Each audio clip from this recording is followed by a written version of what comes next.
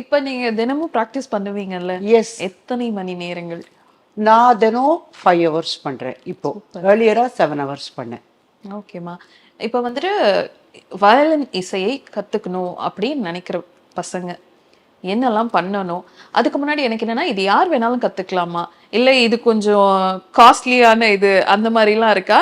இல்ல நெனச்சு நம்ம கொஞ்சம் சிரமப்பட்டோம்னா கத்துக்கலாம் இத. ஆர்வம் இருந்தா போதும் அப்படியா? அவ்வளவுதான். நீங்க ரொம்ப அழகா சொன்னீங்க. ஆர்வம் ஒன்று வேணும். அப்புறம் வந்து டெடிகேஷன் வேணும்.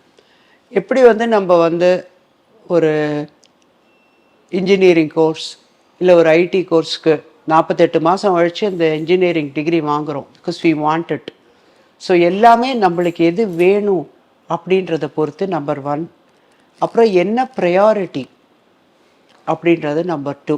அப்புறம் இதையும் தாண்டி பேஷன் கம்ஸ் தேர்ட். பட் அதுக்கு முன்னாடி ப்ரையாரிட்டி அண்ட் வாண்ட் தான் ஃபஸ்ட்டு வருது.